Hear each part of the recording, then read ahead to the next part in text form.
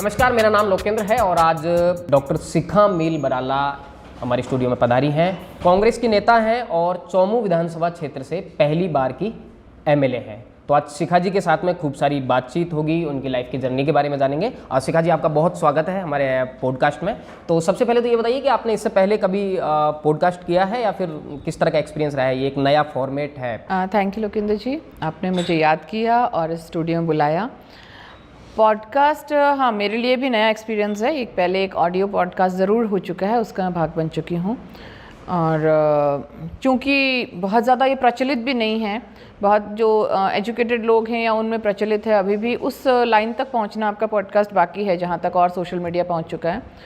तो मेरे लिए और बहुत सारे लोगों के लिए ये नया ही एक्सपीरियंस होगा। एक बार मैं रिपोर्टिंग के सिलसिले में किसी रैली में गया हुआ था, विद्याधर नगर स्टेडियम में वो रैली थी। तो वहाँ मैंने देखा कि जो आगे पंडाल में जो आगे का हिस्सा है जो महिलाओं के बैठने के लिए था, तो वहाँ पे 4-5 महिलाएं थी। मुझे लगा कि ये पढ़ी लिखी महिलाएं हैं और इनसे मुद्दों पर बातचीत हो जाएगी। तो वहाँ पर जब मैंने बात की तो पता चला कि 4-5 जो महिलाएं वो सारी की सारी डॉक्टर हैं और उन्हीं में से एक नाम निकल के आया, doctor Shikha Meel Barala. Off camera मुझे पता चला कि आप सोशल एक्टिविस्ट भी हैं, डॉक्टर भी हैं। तो वहाँ मेरी आपके साथ में बातचीत हुई मुद्दों पे खूब सारी, आपको याद होगा वो। और मुझे लगता है शायद वो आपकी पहली पॉलिटिकल बाइट होगी। हाँ, पहले बहुत ज़्यादा पॉलिटिकल नहीं थी मैं। तो ये मैंने कहा भी बाद में दोस्तों को कि जब आप एमएलए बन गए कि देखिए इनका जो पहला पॉलिटिकल बाइट है वो मैंने किया था। दूसरा एक्सपीरियंस था कि उसके बाद में आप कांग्रेस की सचिव बन गई थी और फिर मैं एक बार रिपोर्टिंग के सिलसिले में सीकर गया हुआ था। शाम के वक्त हम जयपुर लौट रहे थे और चौमू के आसपास हाईवे पे आपके बड़े बड़े होर्डिंग्स हमें दिखाई दिए। तो मुझे याद आया कि शिखा जी कांग्रेस की सेक्रेटरी बन गई हैं। तो मेरे साथ जो सज्जन थे उनको बराला हॉस्पिटल में किसी से मिलना था और हमारी गाड़ी वहाँ बराला हॉस्पिटल पहुँचती है। तो मेरे पास में एक नंबर था आपकी ननद का, डॉक्टर अनु।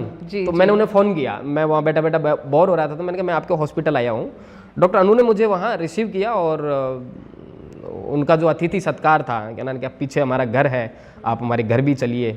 तो मैं आपके घर पहुंचा और उसके बाद में आपके परिवार के लोग मिले, doctor G L Barala, doctor Hanuman Barala, Sarvan Barala. और पता चला कि बराला परिवार में होने का मतलब डॉक्टर होना है। उस टाइम डॉक्टर का प्रोटेस्ट चल रहा था अशोक गहलोत सरकार के खिलाफ हेल्थ बिल पे। तो वापस से एक बार फिर कैमरा और माइक ऑन हो गया, आपके साथ में फिर से खूब सारी बातचीत हुई। और मुझे एक बात अच्छी लगी आपकी कि आप पेशेवर डॉक्टर थी, हैं, कांग्रेस की लीडर भी थी, लेकिन आपने कहा कि डॉक्टर्स बिल पे मैं बेशक कांग्रेस की नेता हूं, लेकिन मैं मेरी डॉक्टर कम्युनिटी के साथ खड़ी हूं। तो ये जो स्टैंड है, आपका स्टैंड लेने का तरीका है, मैंने सोचा कि देखिए पॉलिटिशियंस के साथ में क्या होता है कि स्टैंड लेने में थोड़ा जो है ना बड़ा कच्चा मामला रहता है। स्टैंड ले या नहीं ले, गोल मोल बात कर देते हैं। और आपने बहुत साफ साफ कहा था कि मैं भले कांग्रेस की लीडर हूं लेकिन मैं मेरी डॉक्टर कम्युनिटी के साथ। तो ये जो सोच है, मतलब पॉलिटिक्स में आप इम्प्लीमेंट कर रही हैं, आपको नहीं लगता कि कभी कभार नुकसान हो जाएगा इतना क्लियर स्टैंड लेना? हाँ, मतलब ये आपने अच्छा क्वेश्चन पूछा। जैसा मैंने अभी कहा कि पॉलिटिक्स मेरे लिए प्रोफेशन नहीं है और मेरा कभी बहुत पॉलिटिकल ऐसी कोई इंटेंशन भी नहीं था कि एमएलए एमपी पॉलिटिक्स में इस तरह से जाना। ये सिर्फ एक सेवा का कुछ जर्नी थी जो चलते चलते आज यहाँ पहुँच गई। मैं खुद, मेरा पीहर भी, वहाँ भी डॉक्टर फैमिली है, ससुराल भी डॉक्टर फैमिली, और लोगों से मिलजुल रहे थे सब कुछ। फिर पता लगा कुछ सोशल रिफॉर्म्स में भी आना चाहिए क्योंकि मैं डॉक्टर हूँ, तो मेरे को लोगों तक पहुँचना चाहिए। ऐसे करते करते लगा कि मैं तो, मतलब हम लोग पीढ़ियों से ही हमने कांग्रेस विचारधारा देखी है, तो कि हम एक बेटर प्लेटफॉर्म, बड़ा प्लेटफॉर्म मिलता है तो हम लोगों के लिए कुछ और अच्छा कर सकते हैं। तो इस तरह से करते करते इसमें आगे बढ़े। इसीलिए कभी मुझे पॉलिटिक्स मेरे लिए मजबूरी नहीं है।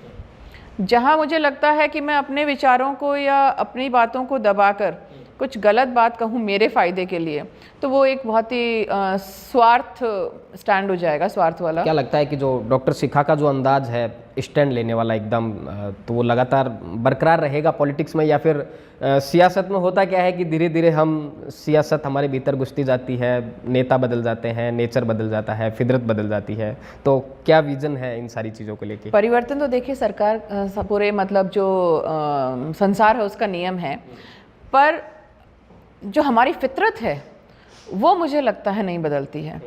तो फितरत, क्योंकि मैंने जैसे बताया कांग्रेस के बहुत सारे लीडर्स ऐसे हैं जो हमारे लिए इंस्पिरेशन हैं, तो उन लोगों से ही हमने सीखा कि अपने जो स्टैंड है उस पर मजबूती से रहें।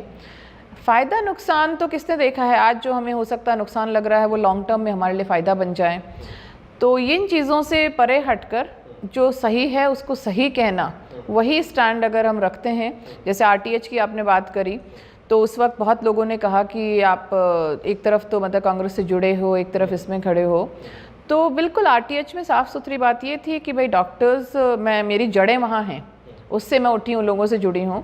तो उसमें जो भी कमियाँ हैं वो सरकार सुने और इस बिल को ज़रूर लाए, पर एक नए रूप में लाए, ताकि डॉक्टर्स के भी इंटरेस्ट में हो, जनता के भी इंटरेस्ट में हो। और सरकार का डेफिनेटली एक विजन था और अभी भी है, होना चाहिए। आरटीएच को तो लागू करना चाहिए आपकी सरकार को भी, क्योंकि गहलोत जी का एक बहुत अच्छा वो सोच थी। तो नए तरीके से लाना चाहिए और सरकार ने माना। बहुत बड़प्पन मानती हूँ मैं गहलोत साहब का। एक और कमाल की बात है कि जो मैं अपने बारे में कहता हूँ कि जब मैं आपसे पहली बार मिला तो आप डॉक्टर और सोशल एक्टिविस्ट थी, दूसरी बार मिला तो आप कांग्रेस की सचिव बन गई, अब तीसरी बार आपसे बातचीत हो रही थी आप विधायक बन गई।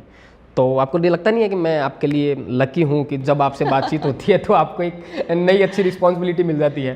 तो कैसे देखती है कि चौथी टाइम जब आपसे बातचीत हो तो डॉक्टर शिखा मील बराला आपको किस रिस्पॉन्सिबिलिटी के साथ में देखती हैं खुद को? चलिए, ये चीज़ तो आपने मेरे दिमाग में बहुत अच्छी डाली और अब तो मैं खुद आपसे रेगुलर टच में रहने की कोशिश करूँगी। तो नहीं होता है ना कि मैं नहीं, बिल्कुल लकी चांस होते हैं। हाँ, तो तीसरी हाँ। बार आपसे मिला और इतनी जल्दी, शायद 1 साल पहले आप कांग्रेस की सचिव बनी, तुरंत टिकट मिल गया, तुरंत एमएलए भी बन गई, तो ये एक बहुत बड़ी बात है अपने आप में। बिल्कुल, जो अपना मिलना हुआ जल्दी जल्दी हुआ और ये भी शॉर्ट में हो गया। हालांकि मैं मतलब 2020 से करीब 5-7 साल से पार्टी से जुड़ी थी, पर धीरे धीरे उस बेसिस पे हाँ ठीक है सचिव बनाया, पार्टी को लगा कि मुझे जिम्मेदारी देनी चाहिए, फिर उन्हें लगा कि एक ऐसी सीट पर उनको मौका देना चाहिए और मैं बहुत शुक्रगुजार मतलब ताउम्र रहूँगी। मैं कभी ये नहीं कह सकती कि किसी दिन मुझे हो सकता है कोई जिम्मेदारी ना मिले पार्टी की तरफ से, तो मैं उन्हें ये नहीं कह सकती कि आपने मुझे कुछ नहीं दिया, क्योंकि उन्होंने मुझे इतना बड़ा मौका दिया है। एक ऐसी सीट जो पूरे राजस्थान में सबसे हॉट सीट थी, वहाँ पे उन्होंने मुझ पर विश्वास जताया, तो उसके लिए तो मैं शुक्रगुजार रहूँगी और आपकी भी शुक्रगुजार रहूँगी कि तो देखिए, हम तो चाहते हैं कि आप चौथी बार भी जब मेरे साथ में बातचीत के लिए बैठे तो एक बहुत अच्छी जिम्मेदारी के साथ में और विधायक से बड़ा पोर्टफोलियो आपका हो। चलिए, तो फिर उसके बाद में बिल्कुल यही है, आमीन। अच्छा, एक चीज़ और बताइए, मैं आपके पूरे परिवार से मिला हुआ हूँ और जितने भी लोग हैं आपके परिवार में, आपके ससुर जी हैं डॉक्टर जीएल बराला जी, और बड़ा स्ट्रगल करके उन्होंने चौमू को एक मेडिकल सिटी बना दिया और चौमू की जो हेल्थ सर्विस है पूरे राजस्थान में जानी जाती है। एक और चीज़ देखने को, देखिए चौमू बेसिकली रूरल एरिया है और आप उस बैकग्राउंड से आती हैं, खेती किसानी वाला समाज, पशुपालन वाला समाज, कई तरह की सामाजिक बुराइयां होती हैं। मैं जब आपके परिवार से मिला तो एक मुझे एक ओपन कल्चर देखने को मिला पूरे परिवार में। आप अपने ससुर के साथ बैठी थी, आपने मतलब एक वुमेन एम्पावरमेंट का जो एग्जाम्पल है वो मैं आपके परिवार को कहता हूँ। तो ये माहौल पूरे परिवार में कैसे डेवलप हुआ? आपके परिवार में 15-20 डॉक्टर हैं शायद, तो थोड़ा परिवार के बारे में बताइए। इसमें तो एक तो मैं बहुत ही फॉर्चुनेट रही कि मुझे मेरे ससुराल में आने के बाद कभी भी ये महसूस नहीं हुआ कि मैं ससुराल में हूँ, पीहर में नहीं हूँ, जैसा आपने बताया। हमारे जो पिताजी हैं डॉक्टर जीएल बराला, उनके संघर्ष उन्होंने किए, पर वो हमेशा ज़मीन से, आज तक वो ज़मीन से जुड़े हुए हैं, उन लोगों से जुड़े हुए हैं और यही सीख उन्होंने हमें दी कि हमने आज आपको कुछ बनाकर दिया है, आप उसे मेंटेन करो या बढ़ाओ या आप पर है, पर उम्मीद ये है कि आप लोग उसे कम से कम घटाओ नहीं। तो यही उनकी सीख थी। पिताजी वगैरह हमारे 4 भाई हैं, पिताजी हैं, फिर दूसरे चारों डॉक्टर हैं। दादाजी हमारे किसान थे और उस पूरे एरिया के एक बहुत ही प्रतिष्ठित व्यक्ति, उनकी भी खासियत ये थी कि वो हमेशा सच के साथ, सही के साथ, अंधविश्वासों से दूर अपने स्टैंड पे रहते थे। वही वैल्यूज़ उन्होंने अपने बच्चों में डाली। पिताजी लोग 4 भाई, doctor G L Barala, doctor Babulal Barala वो सर्जन हैं, डॉक्टर श्रवण बराला वो डेंटल सर्जन हैं और अच्छे हमारे राजनीति में उन्होंने बहुत अच्छी काम किए। और फिर हनुमान बराला जी वो चाइल्ड स्पेशलिस्ट हैं। तो सभी लोगों ने एक मिलजुल के, जो मैं ससुराल में शादी होके आई, एक बहुत अच्छा माहौल था। आप जब घर पे गए तब तो आपने खैर दूसरा घर का रूप देखा था। मैं जब आई थी तो हमारे वहाँ पे घर था, साइड में पशु वगैरह रहते थे, उधर टिन शेड लग के हम चूल्हा वहाँ पे था, दादी मम्मी लोग सब लोग चाची वगैरह एक जगह चूल्हे पे खाना बनता था, बिल्कुल देशी स्टाइल। तो अभी भी एक देसी माहौल है परिवार में, पूरा लेकिन देशी जो माहौल परिवार की जो सोच है, जो आइडियोलॉजी है, वो प्रोग्रेसिव है। घूंघट पर्दा नहीं है आपके परिवार में। ये चीज़ शुरुआत में ऐसा नहीं था, पर दादाजी जैसे मैंने बताया कि वो राधा स्वामी को मानते हैं, मूर्ति पूजा में विश्वास नहीं करते। आपके परिवार में को दादूपंथी भी रहे हुए हैं। हाँ बिल्कुल बिल्कुल। और उन्होंने हमेशा कहा कि चीज़ों को देखो, परखो, उन पे विचार करो, आँख बंद करके किसी चीज़ के पीछे ना चलो, खुद के विचार भी उस चीज़ में, खुद को भी, अब दिमाग को एक्टिव रखो। तो इस तरह से हम जब इस घर में आए, हमने पर्दा प्रथा नहीं देखी। हालांकि पुरानी जो महिलाएं हैं, माताजी वगैरह हैं, वो थोड़ा उनको शंका रहती है। ख़ास बात यह है कि हमारी मम्मी वगैरह जो हैं वो इलिटरेट हैं, जो हमारी सासू माँ वगैरह हैं। उन्होंने रात दिन खेतों में काम किया, पाणत की, लावनी की, सब कुछ किया। उस वक्त हमारे पिताजी लोग, क्योंकि बाल विवाह का उस टाइम चलन था, वो लोग पढ़ रहे थे, पढ़ते, और पीछे घर वो संभालती। तो उनका भी एक बहुत बड़ा योगदान इस परिवार में महिलाओं का भी रहा है। हमारी दादी बहुत एक कर्मशील महिला थी। तो ये सारी चीज़ें हैं, ये विरासत है जो हमें उनसे मिली है। मैं तो कहूँगा कि जैसा आपका परिवार है, वैसे परिवार होने चाहिए, जो बहुत बड़े सिनेरियो में नहीं, तो जब हम कोई डिसीजन लेते हैं तो आपके जो आसपास के लोग हैं वो कहीं ना कहीं उससे इंस्पायर होते हैं। ये बहुत बड़ी चीज़ है। ये आपने बात ऐसी कही, बहुत सारी चीज़ें हैं जो डाउन द लाइन चलती हैं। ऊपर, सबसे ऊपर सोसाइटी में, भले ही वो आर्थिक रूप से है, सामाजिक रूप से वो व्यक्ति बैठा है, वो बदलाव लाएगा तो वो नीचे तक पहुंचेगा। आज वो व्यक्ति नुक्ता प्रथा में विश्वास रखता है, तो नीचे बैठे व्यक्ति को तो मजबूरी में रखना पड़ेगा, क्योंकि उसे समाज की 5 बातें सुननी है, और वो उतना इंसेंसिटिव नहीं हो सकता जितना एक इकोनॉमिकली कहीं बेटर पर्सन हो सकता है। उसी तरीके से है जैसे बहुत सारे लोगों को हो सकता है सुन के थोड़ा ठीक भी ना लगे, पर हम जैसे प्रिंट मीडिया में या फिर हर जगह हम बहुत ही इस चीज़ को ग्लोरीफाई करते हैं कि मायरा भरा गया करोड़ों का। ठीक बात है। अच्छी बात है, आप अपनी बहन को, बेटी को दहेज दे रहे हैं, दहेज तो मैं नहीं बोलूँगी, गिफ्ट दे रहे हैं या फिर ये कर रहे हैं, ठीक है, आप कर सकते हैं, पर उसे ग्लोरीफाई नहीं किया जाए, मीडिया में नहीं लाया जाए। वो बेचारा व्यक्ति जो जैसे तैसे अपने बच्चों की शादी कर रहा है, आज आप कहते हो कि भाई बेटी लोगों को बोझ क्यों लगती है, कौन बना रहा है बोझ? आज बेटी की शादी करनी है, उसको दहेज देना है, फिर उसका भात बढ़ना है, फिर बुरी बन जाती है। आपके परिवार में मायरा वगैरह ये भरा जाता है किस तरह से उसको? बिल्कुल, अभी हमारे फरवरी में ही हमारे बुआ के बेटे की शादी थी, तो वहाँ हम लोग गए थे। पर ये जो दिखावा है और ये सारी चीज़ें हैं, वो हम लोग चाहते हैं मिनिमम, जैसे हमारी शादियों में भी जो भी था कि गिफ्ट, मतलब कोई ऐसी चीज़ नहीं रखी गई कि दहेज लिया जाए। हमारे ठीक है, बहुएं कक्षा में आ रही हैं, आप अपने हमें बेटी दे रहे हैं, वो काफ़ी है। और वही माहौल हमें सच में भी आगे मिला, सिर्फ कहने के लिए नहीं था। आपके परिवार में 15-20 डॉक्टर हैं, तो ये कैसे हो पाता है? ऐसे तो बच्चे कहते होंगे ना आसपास के अगले जन्म में बराला की, जो तो वहाँ बराला होने का मतलब डॉक्टर है। तो कौन सी पढ़ाई करवाते हो? मतलब वहाँ बराला परिवार के सारे बच्चे डॉक्टर बनते हैं? अब देखिए, ये लोग तो काफ़ी हद तक तो मेरे इस घर में आने से पहले ही बन चुके थे। अच्छा। तो ये तो लेकिन खुशी इस बात की है कि ये जो सिलसिला हमारे पिताजी से शुरू हुआ, वो पूरे जम्मू में और आसपास के एरिया में फैला। अब लोगों को एक जागरूकता आई कि हम डॉक्टर भी बन सकते हैं, हम सिर्फ किसान और खेतों तक हम सीमित नहीं हैं, हम लोगों में से भी डॉक्टर बन सकते हैं। को विश्वास आना भी ज़रूरी है। तो अब आप देखिए, चोमू एक मेडिकल हब है, उसमें बहुत सारे लोगों का योगदान रहता है, सिर्फ डॉक्टर्स का नहीं, स्टाफ का भी रहता है और वहाँ के लोगों का भी रहता है जो इस पर विश्वास रखते हैं। पर मैं इस बात में सच में बहुत प्राउड फील करती हूँ कि ये हमारे दादाजी पिताजी से शुरू हुआ, जो पहले डॉक्टर बने, फिर एसएमएस में वो नौकरी कर सकते थे मेडिकल कॉलेज लेवल पे, जहाँ पे उन्हें शायद एक अलग तरह की रिकॉग्निशन मिलती, पर उन्हें लगा कि मैं वहीं पे जाके चाहे एक छोटी सी दुकान से शुरू करूँगा, पर वहीं जाके सेवाएं दूंगा। और आज उनका बहुत बड़ा योगदान है, अहम योगदान है उसको एक मेडिसिटी बनाने में। वो जो आपका मैंने इंटरव्यू किया था, उसके बाद में मुझे सुबह आपके किसी मुँह बोले भाई का फ़ोन आया, कह रहे तुमने मोना का इंटरव्यू किया है। मैंने कहा मैंने तो किसी मोना का इंटरव्यू नहीं किया। नहीं, कि कल तुम इंटरव्यू करके आए हो। मैंने कहा मैंने डॉक्टर शिखा मिल का इंटरव्यू किया है कि उसका घर का नाम मोना है, तो घर का नाम मोना है आपका। तो मैं मोना के बारे में थोड़ा जानना चाहता हूँ कि मोना बचपन में कैसी थी। मुझे पता चला कि आप पढ़ने में बहुत ज़्यादा इंटेलिजेंट थी, 10th और 12th में मेरिट ऑर्डर थी ज़िले में, खेलकूद में बहुत आगे थी। तो वहाँ की परवरिश के बारे में थोड़ा बताइए कि मोना का बचपन कैसा था। ये आज पहली बार होगा इतने सालों में कि पहली बार लोगों को पता लगेगा कि मेरा घर का नाम ये था, वरना सिर्फ मेरे पीहर वाले झुंझुनू के लोगों को ही पता है जिनके साथ बचपन मेरा वहाँ गुजरा और ऐसा। तो मैं मतलब उस वक्त कैसे बच्चे होते थे, आज से ये है बहुत, आज से 30 साल पुरानी ये बातें हैं।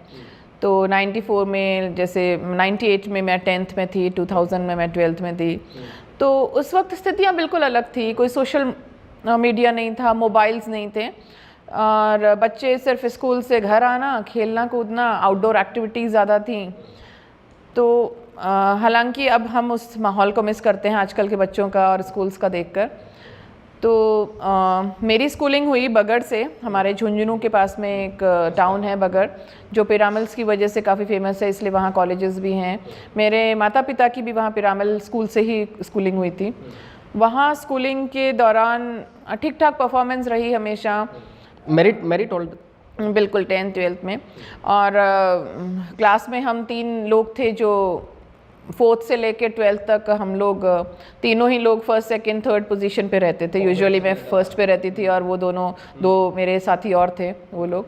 और आज सौभाग्य से हम तीनों ही लोग बहुत अच्छी पोजीशन में हैं। तो उस टाइम स्कूलों में तराशा जाता था, कुछ ऐसा था।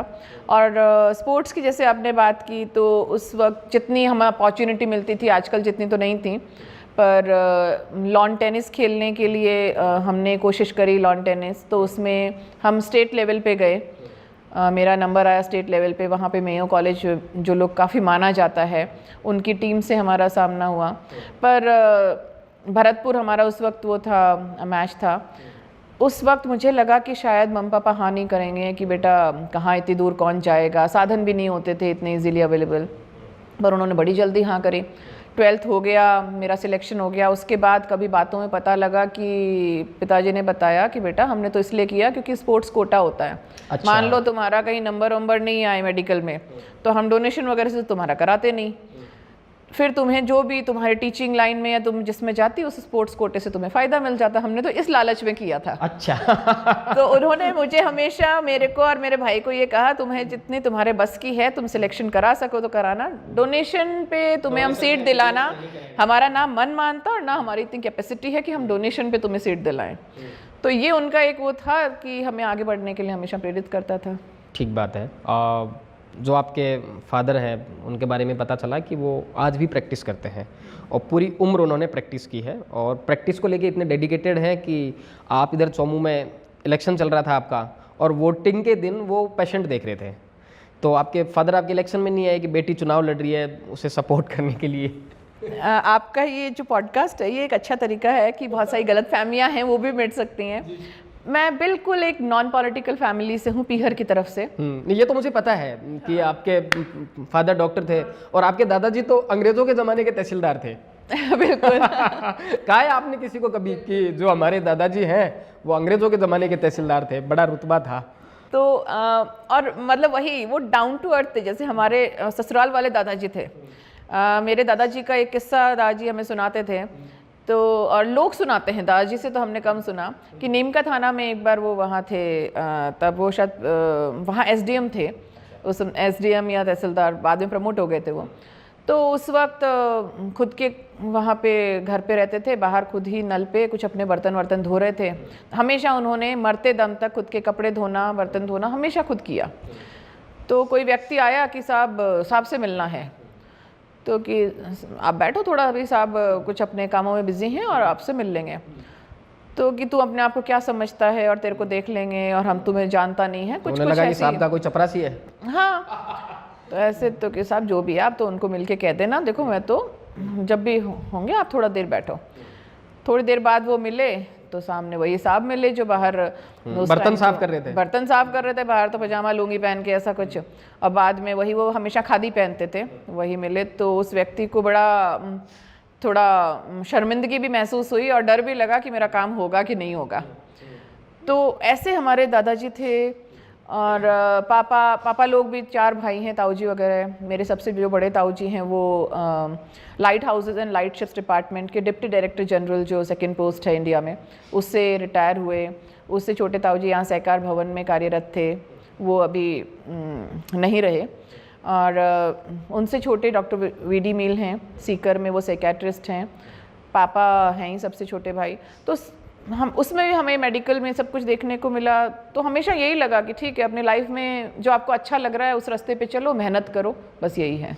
तो सबसे पहले कब आपने सोचा कि डॉक्टर बनना चाहिए? पापा को देखते थे तो यही लगता था कि डॉक्टर बनना चाहिए, क्योंकि लोग इज्जत करते हैं। एक तो ये लगता था रिगार्ड बहुत मिलता है। दूसरा, इमरजेंसी में जब लोग आते हैं और मरीज़ बीमार होता है तो उसके रिलेटिव्स को, जैसे हम देखते थे अटेंडेंट्स को, उनकी चेहरे पे इतना एक चिंता होती थी कि क्या होगा क्या होगा। और मेरे पापा बहुत ही कूल स्वभाव के हैं, बहुत ही शांत स्वभाव के। वो जिस तरह से हैंडल करते थे मरीज़ को, और 5 मिनट की काउंसलिंग में जिस तरह से वो लोग अचानक से बहुत ही रिलैक्स्ड महसूस करते थे। एम्बुलेंस का सायरन सुनता था तो लगता था कि कुछ ऐसा करना है कि इसके काम आ सके।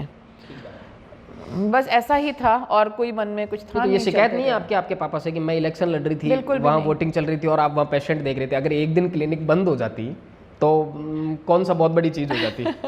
हमें शुरू से आदत है इस सब की, इसलिए हमें कुछ नहीं है। और पापा को बाद में पता भी लगता है, हाँ बेटी को टिकट मिल गई, तो वो कि बेटा मैं मेरे स्तर पे, चोमू में मेरा कोई इतना भाई और कुछ तुम्हारे घर से वो है, बाकी बहुत ज़्यादा है नहीं। मेरे लेवल पे मैं फ़ोन पे या जिनसे भी कर रहा हूँ करूँगा, मुझे मेरा काम करने दो, तुम तुम्हारा काम करो, और मेरे आने से कोई बहुत अलग से तुम्हें सहायता मिलनी नहीं है। तो और इसके लिए हम बचपन से यूज्ड टू हैं।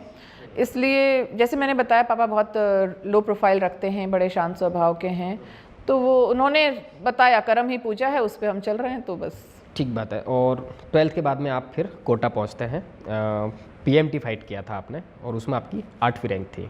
कैसे थे कोटा के अनुभव, और जो कोटा के जो आपके एक्सपीरियंस हैं वो अभी पॉलिटिक्स में कहाँ काम आ रहे हैं आपके, जो दूसरी जो अलग जो लाइफ के जितने भी फंडे हैं तो उसमें कितने काम आ रहे हैं वो एक्सपीरियंस आपके? कोटा के अनुभव थोड़े से खट्टे मीठे रहे थे, क्योंकि उस वक्त मैं पहले 10th क्लास में मुझे हॉस्टल में एडमिशन दिलाया पिलानी बिरला विद्यापीठ में, क्योंकि वो बहुत जानी मानी स्कूल होते थे। उससे पहले मैं कभी गई नहीं थी घर से बाहर। वहाँ पर मैं 5 दिन खूब अच्छा रोना धोना करके और वापस आ गई। हॉस्टल की फ़ीस जमा हो गई। उस वक्त बड़ी फ़ीस होती थी, तो वो एक इकोनॉमिक थोड़ा नुकसान भी था। पर जब मैं रोई, मैंने पापा से बोला कि पापा मेरे बस का नहीं है हॉस्टल में रहना, घर वालों से दूर रहना। तो मदर मेरी फिर भी थोड़ी स्ट्रांग है, पिताजी का दिल पसीजा, और वो ठीक है मोना को ले आओ, यही पढ़ लेगी जैसा पढ़ना होगा। फिर ठीक है, ये 9th की बात है। फिर 11th में मुझे वापस लगा कि मुझे एक बेहतर स्कूल चाहिए। फिर से उन्होंने एडमिशन कराया। एडमिशन टेस्ट भी वहाँ का टफ होता था, चलो क्लियर करके वो पिछली बार 7 दिन रही, इस बार 5 दिन रही, इस बार 7 दिन में वापस वही वहाँ लोके फिर वापस घर पे आ गए, क्योंकि घर से दूर नहीं रहा जाता था। कोटा जाना इसलिए मुश्किल था कि अब तो जाना ही पड़ेगा, इसके अलावा कोई चारा नहीं है। कोटा गए, मदर फादर गए, उन्होंने बोला अब 1 साल बाद बोलना, हम बीच में चक्कर नहीं काट पाएंगे। ठीक है, और 1 साल तक आप कोटा रहे? हाँ, और बार त्यौहार पे आने की ज़रूरत नहीं है, पढ़ाई पर ध्यान दो। तो मैं एक बार सिर्फ आई दिवाली पर, बाकी टाइम मैं वहाँ पर रही। वहाँ रही, नया माहौल था, घर से दूर, और सब कुछ खुद का सारा काम खुद करना। मम्मी पूछने वाली नहीं है कि फुलके बना के दूँ, टिफ़िन आना है, वैसा। क्लासेस गए तो क्लासेस में काफ़ी सहायता मिली। एलन कोचिंग, एलन में थे आप? बिल्कुल, मैं उनके लिए बहुत ग्रेटफुल हूँ कि उन्होंने बहुत अच्छा गाइड किया। तो वहाँ पे सुबह सुबह हम क्लासेस जाते, कई बार तो हम 4:30-5 बजे हमारी जगह रोक कर बैठ जाते थे।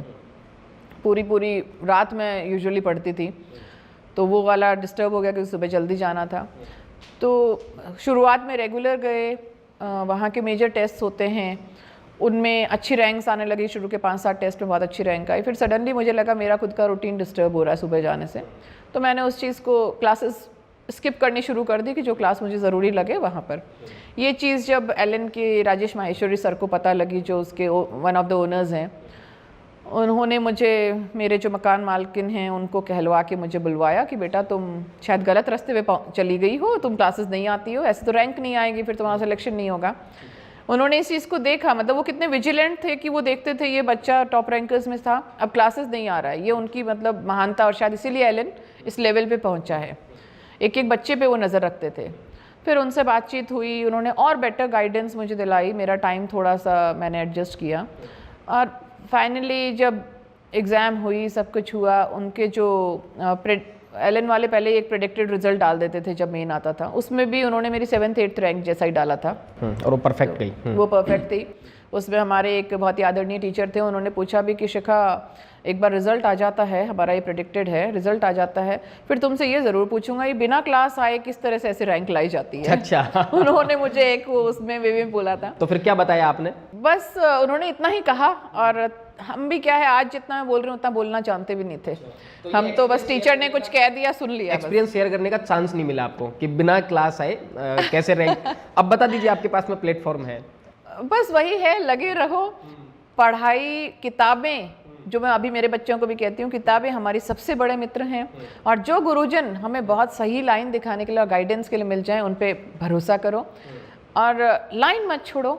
जिस चीज़ को तपस्या के तौर पे हम करेंगे तो उस चीज़ में हम सफलता ज़रूर से पाएंगे, बस भटकना नहीं है। यही मेरे ख्याल से एकमात्र। घर छोड़ना आपके लिए काफ़ी मुश्किल रहा? बहुत मुश्किल रहा।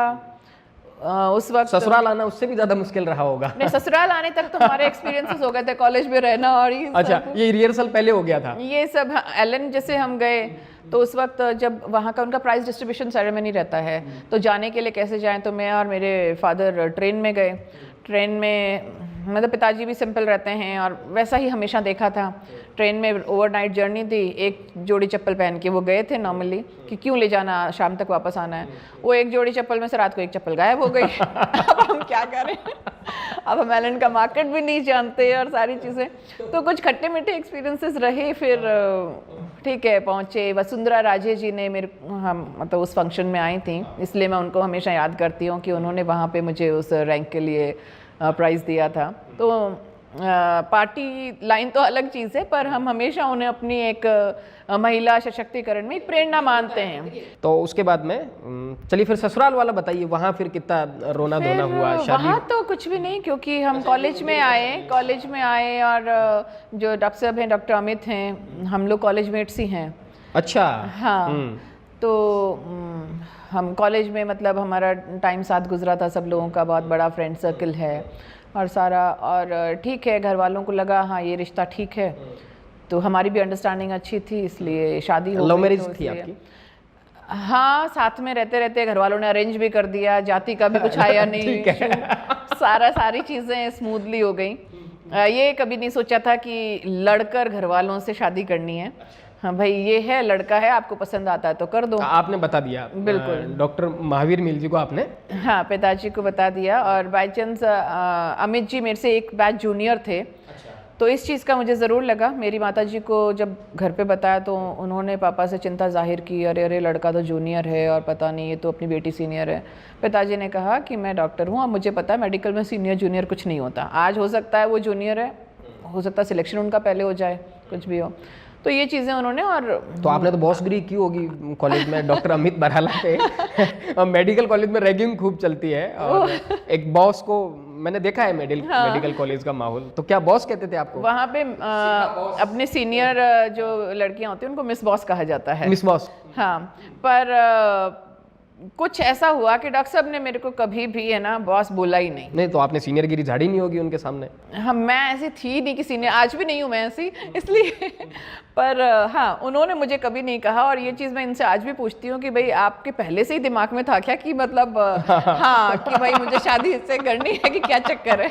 वो अभी हम लोग बैठते हैं कई बार फ्रेंड्स, तो कई बार होता है ऐसा। पर ठीक था, अभी भी हमारा फ्रेंड सर्कल वो है बहुत। और अमित तो क्या है, अपने सीनियर्स और जूनियर्स के बहुत लाडले वो रहे हैं। अमित का बहुत सोशल अच्छा नेचर है, तो इसलिए सब। तो ससुराल मुझे नया नहीं लगा ऐसा। तो पहली बार आप मेडिकल कॉलेज में ही डॉक्टर अमित बराला से? मैं मिला हूँ डॉक्टर अमित जी से, बड़े हैंडसम आदमी है, शांत। उस टाइम इतने हैंडसम नहीं होते थे, वो शादी बाद हैंडसम हो गए।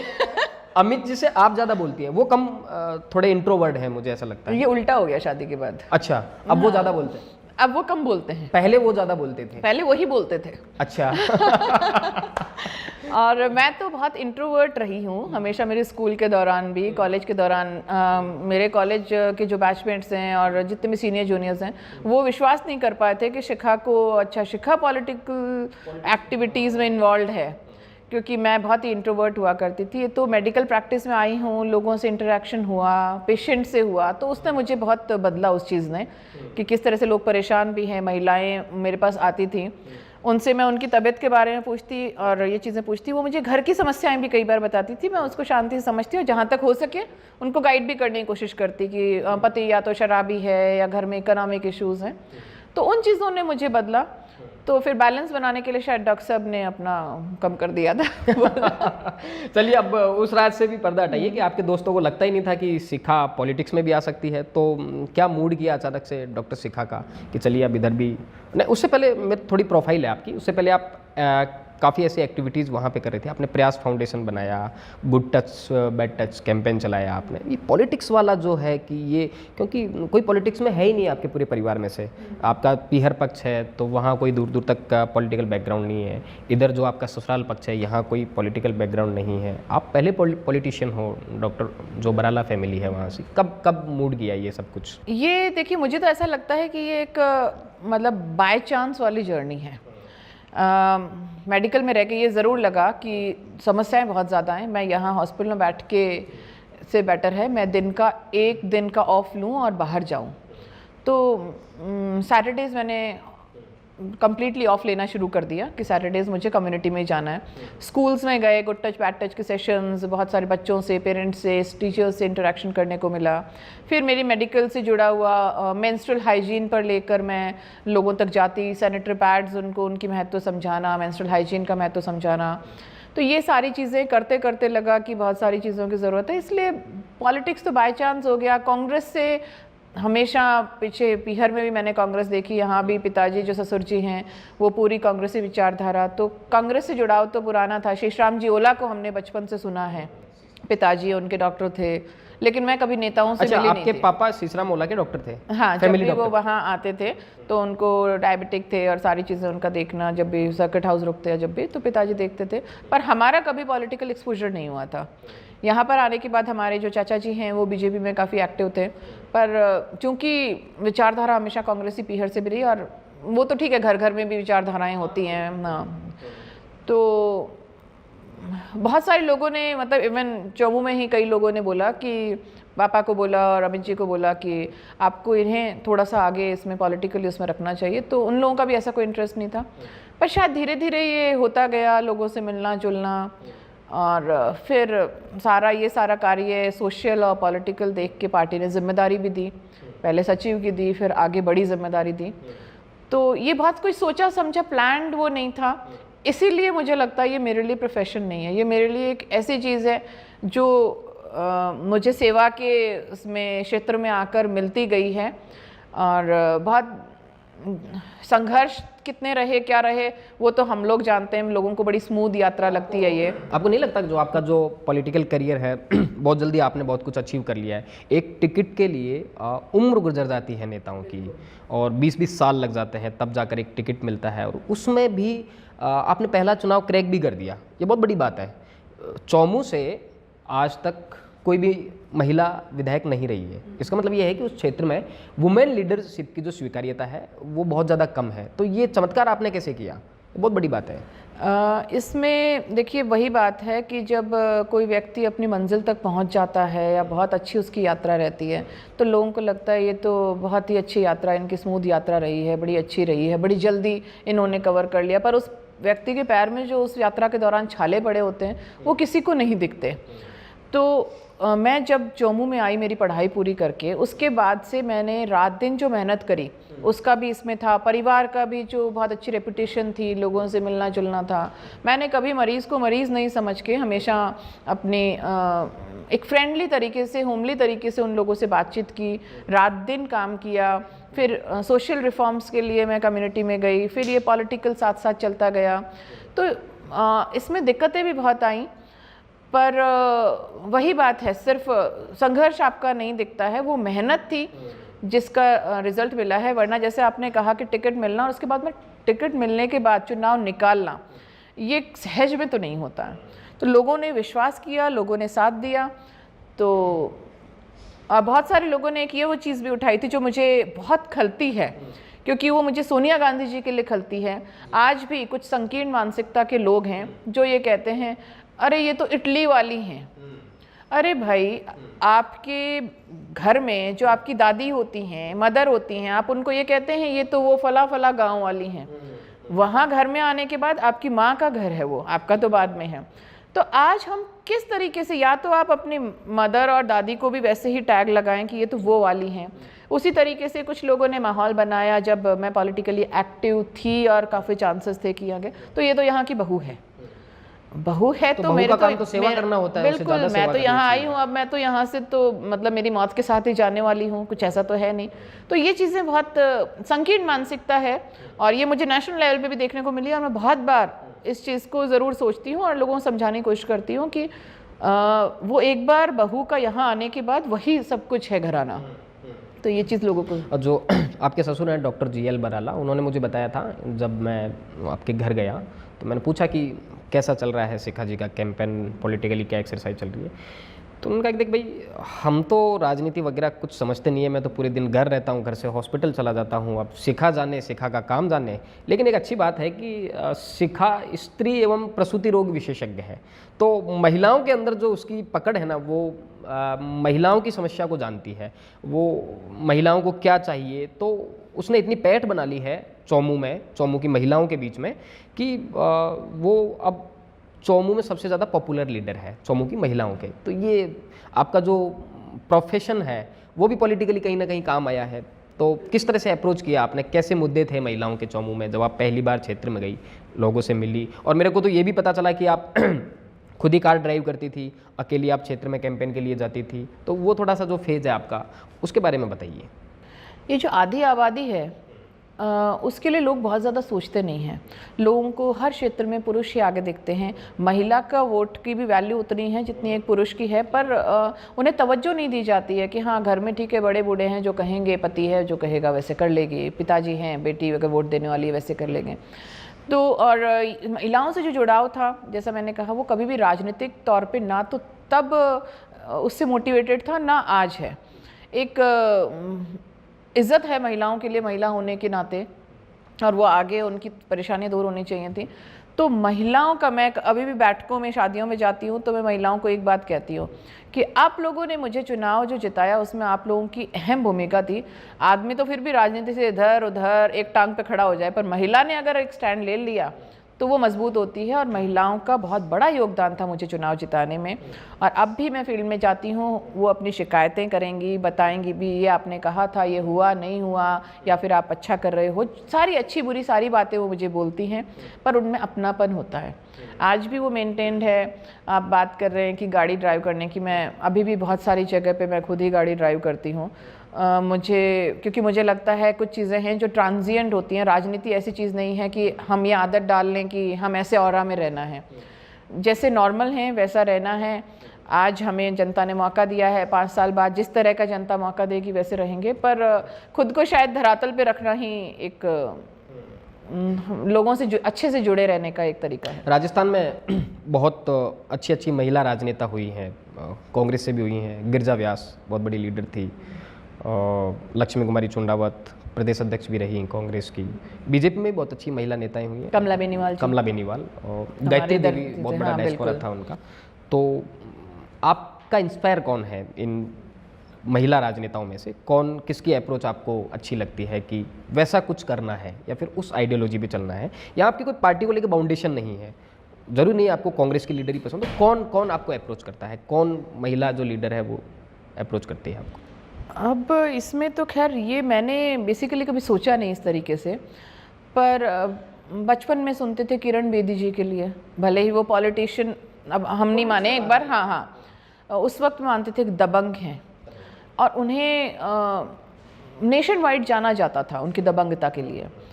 तो वो एक ऐसा पब्लिक फिगर थी जो हमारे लिए हमेशा वो रहता था कि इंदिरा गांधी जी के लिए हम बचपन से सुनते आए हैं, जिस तरह से वो उनको शहीद हुई वो देश के लिए।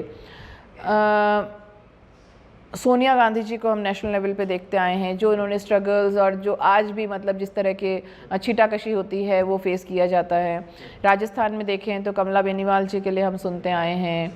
और वो भी हमारी एक इंस्पिरेशन थी। वसुंधरा राजे जी का एक अलग ही ऑरा था, इसीलिए मैं बियॉन्ड पार्टी लाइंस भी इस बारे में बात कर सकती हूँ कि जो उनमें एडमिनिस्ट्रेटिव पावर था, जो होल्ड था, और आज भी आप देखें वसुंधरा जी कहीं जाती हैं तो महिलाएं उनके लिए उमड़ उमड़ के आती हैं।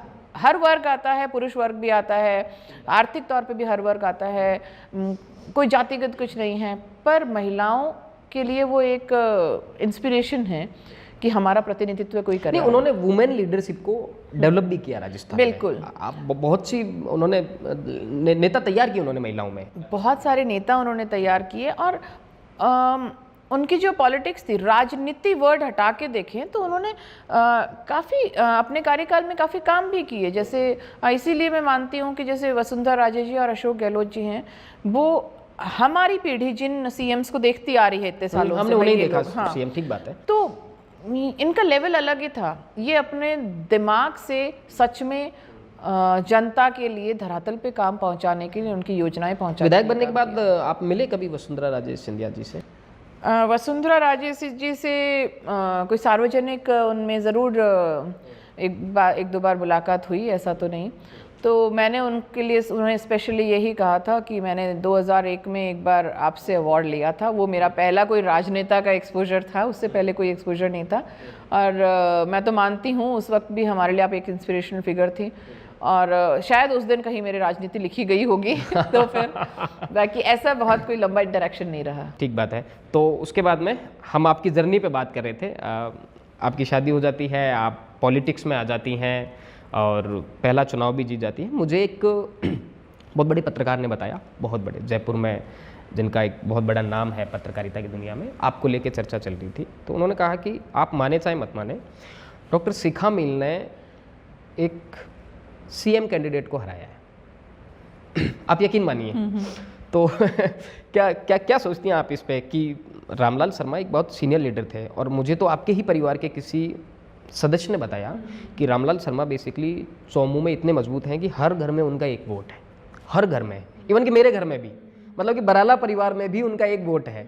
तो उनका जो बूथ कैंपेन था वो बहुत ज़्यादा स्ट्रॉन्ग था रामलाल शर्मा का, और आपका मार्जिन भी कोई बहुत ज़्यादा नहीं रहा। तो आपके कैंपेन के बारे में बताइए कि आपने चिट्ठी अभियान चलाया पानी को लेके, और किस तरह की ऐसी खास बातें रहीं कि वो आपके पक्ष में गई, और एक आपने सीनियर लीडर को, जिसके बारे में एक सीनियर पत्रकार ये दावा करते हैं कि अगर रामलाल शर्मा चुनाव जीत जाते तो संभव था कि वो राजस्थान के मुख्यमंत्री होते, क्योंकि वो उस सिनेरियो में फिट बैठ रहे थे जो इस बार भाजपा का मुख्यमंत्री सिलेक्शन को लेके था।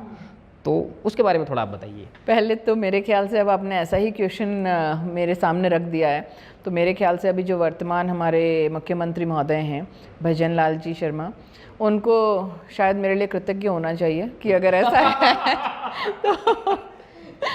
तो भाई, अगर आप कहते हैं कि मैंने एक पॉसिबल सीएम कैंडिडेट कराया है तो बिल्कुल फिर साहब का तो मुझे कृतज्ञ होना ही चाहिए।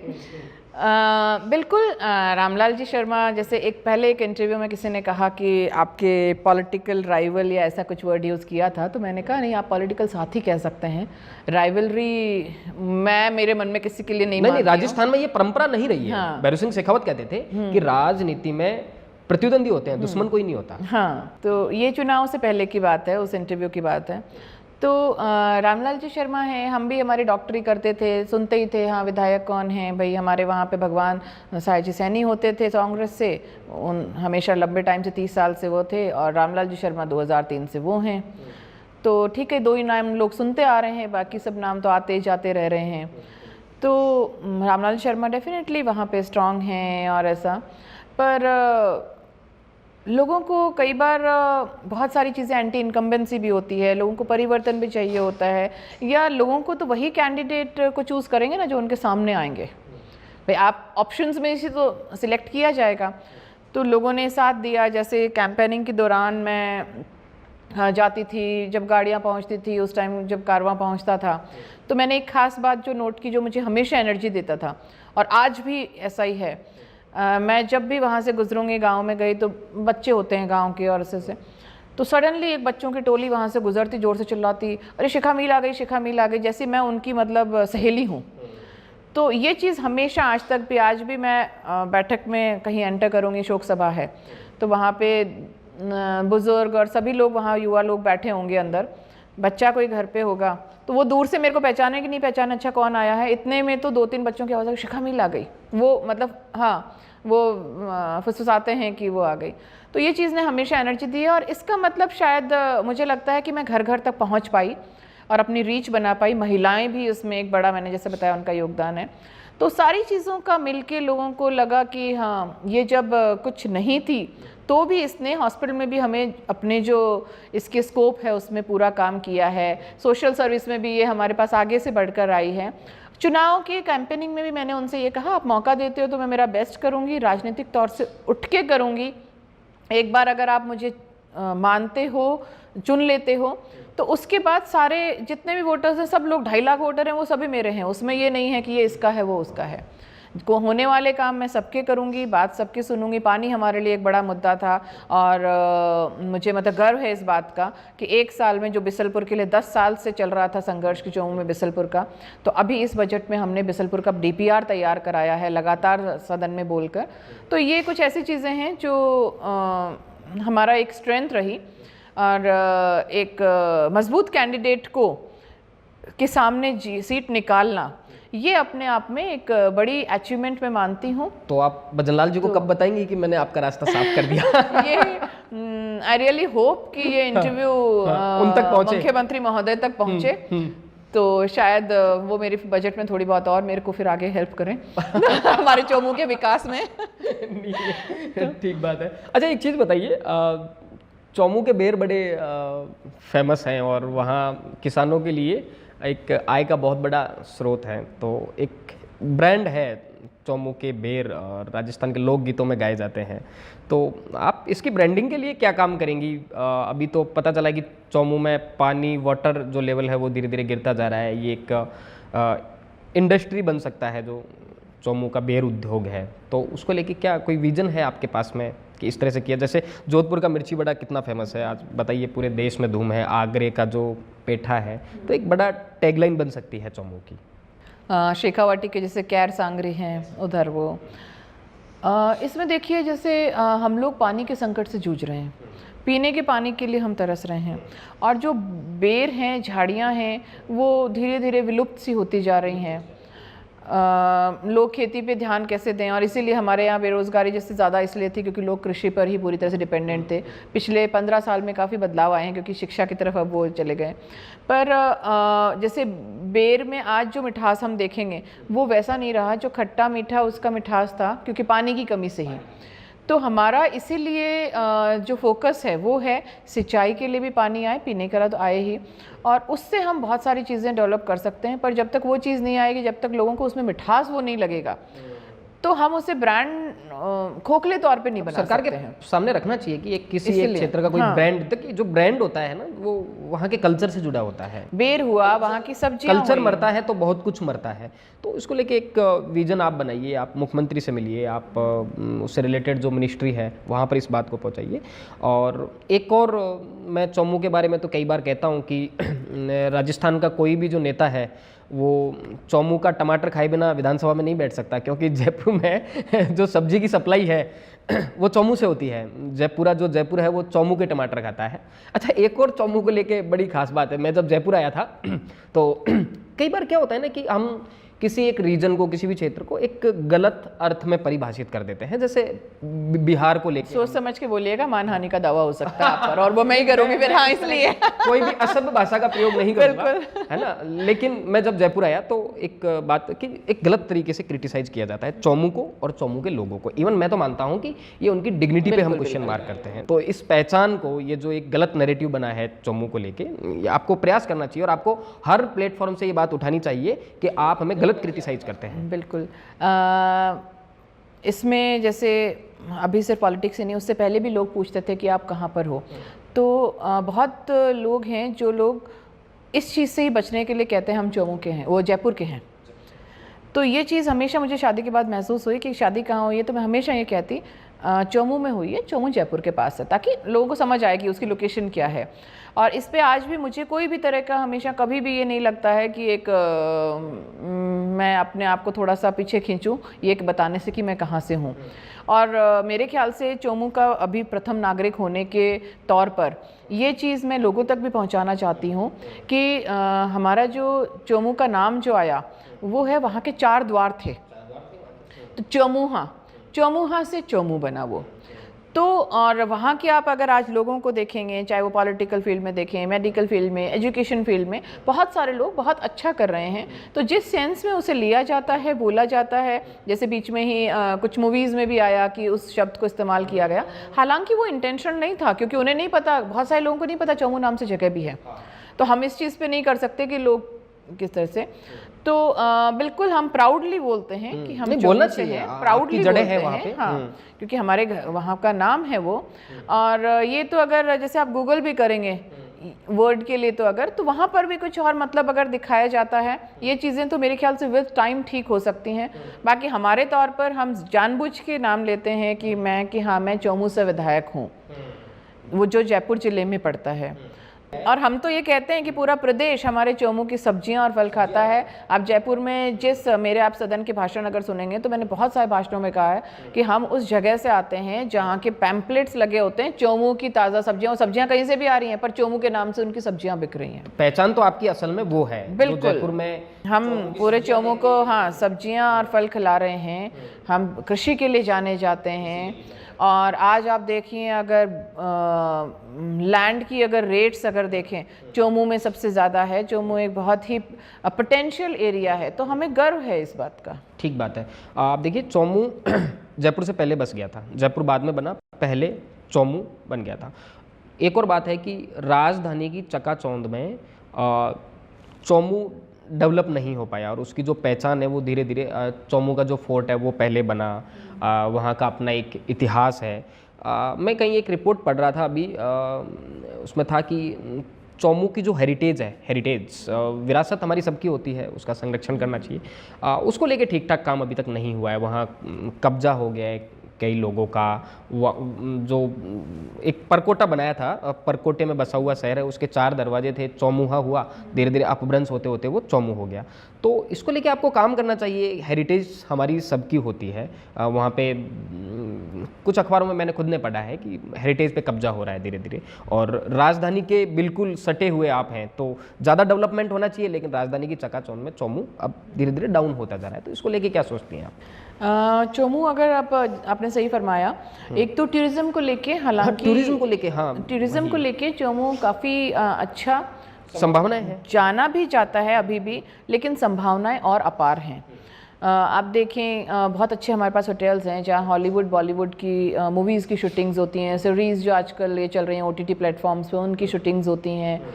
बहुत बड़े बड़े परिवार हैं जो NRI परिवार तक हैं, नेशन वाइड तो आते ही हैं, वो लोग वहाँ पे डेस्टिनेशन वेडिंग्स करते हैं। पर बिल्कुल आपने सही कहा कि हम वहाँ के अभी तक और जो हेरिटेज प्रॉपर्टीज़ को प्रमोट करने के लिए कुछ बहुत खास नहीं कर पाए हैं।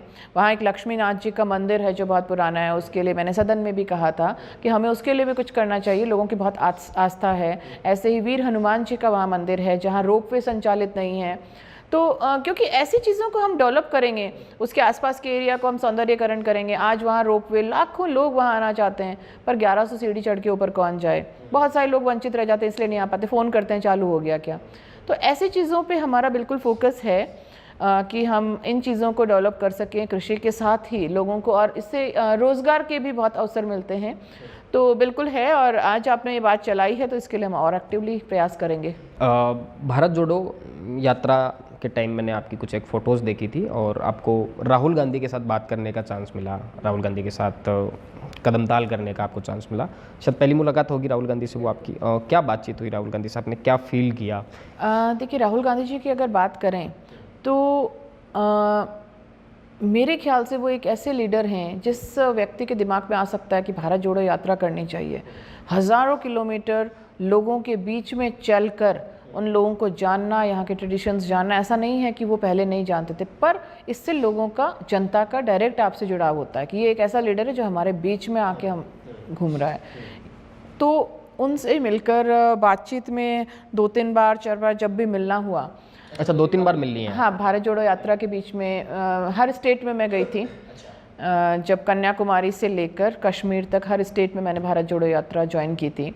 उसके बाद भी जब मिलना हुआ तो वो और उस बीच में वहाँ पर कुछ ऐसी मीटिंग्स भी रहती थी भारत जोड़ो यात्रा के दौरान कि जब ब्रेकफास्ट और इवनिंग रिफ्रेशमेंट के टाइम में वहाँ पे आसपास कोई भी घर होता, उसकी छत पर कुछ लोग बैठते, कुछ चीज़ों पे चर्चा करते। वहाँ भी उनके जो हम थॉट्स सुनते थे वो बहुत ही बेसिक चीज़ों से उन पे कार्य करना चाहते हैं। लोगों की परेशानियों को उन्होंने समझा है और वो चाहते हैं, जैसे मैंने बार बार बोला, सिर्फ राजनीति को राजनीति नहीं करनी, हमें सेवा करनी है। राजनीति तो इस पूरे परिप्रेक्ष्य का मतलब नाम है।